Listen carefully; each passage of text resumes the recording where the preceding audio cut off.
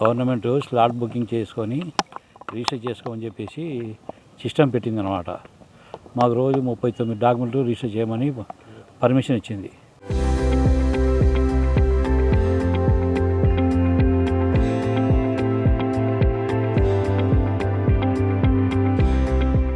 అది slot book చేసుకున్న తర్వాతనే చేయాలా. కానీ డాక్యుమెంట్ పీడీ చేసుకోకుండానే ఏం చేయకుండా డాక్యుమెంట్ లేకుండా కూడా స్లాట్ బుక్ వేరే డమ్మీ స్లాట్ బుక్ చేసుకొని రిజిస్ట్రేషన్కి పెడుతున్నారు కొందరు. వేరే వాళ్ళు వచ్చే ఛాన్స్ దొరకటంలా. ఇవన్నీ కూడా చేస్తుంటే ఇప్పుడు మాకు రెవెన్యూ రాకుండా పోతుంది. అంటే స్లాట్ బుక్ చేసుకున్న తర్వాత డాక్యుమెంట్ ఉండదు, టైం అయిపోతుంది లాక్ పడిపోతుంది.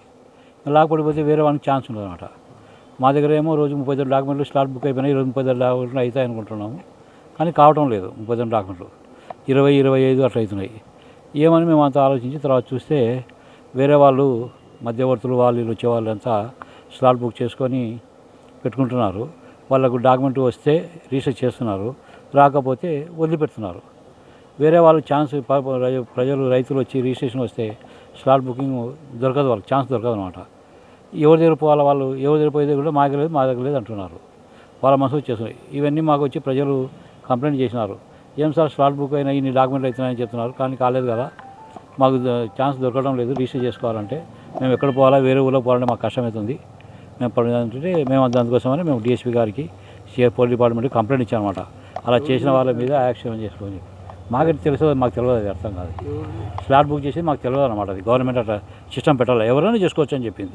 ప్రజలు ఎవరైనా రాసుకోవచ్చు, ఎవరైనా చేసుకోవచ్చు. అది చేసుకున్న వాళ్ళు 39 డాక్యుమెంట్లు కావాలి రోజు డైలీ. 39 కావాలి, బుక్ అయిపోతున్నాయి కానీ రిజిస్టర్ కావటంలా. స్లాట్కి అయితే 600 రూపాయలు. 600 చలాన్ కడుతున్నాం. చలాన్ కంపల్సరీ కట్టాలా, అది కడుతున్నారు. అది ఏది వాళ్ళు ఎంతంటే అడుగుతున్నారు. వాళ్ళది చెప్పడం లేదు, ప్రజలు వచ్చి ఎంతంటే అడుగుతున్నారు అనమాట. వాళ్ళు చేసుకునే మాట. మా కంప్లైంట్ వచ్చి మేము అది చేయకూడదు, అది మీరే డాక్యుమెంట్ పీడీ చేసుకొని మీరే రాసుకొని మీరే బుక్ చేసుకుని అంటే ఛాన్స్ లేదు సార్, వేరే వాళ్ళు చేసినా ఉంటారు. ఎవరు అనేది అర్థం కావట్లేదు మాకు.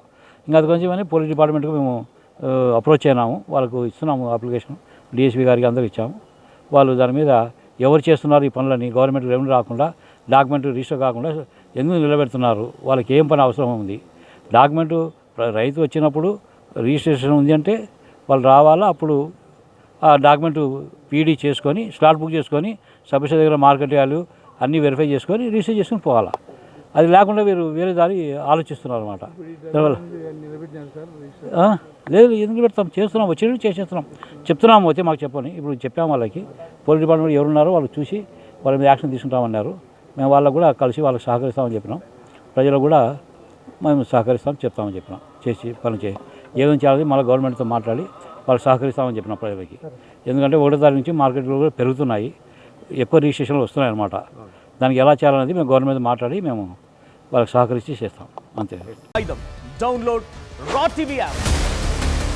Media legend Ravi Prakash is back.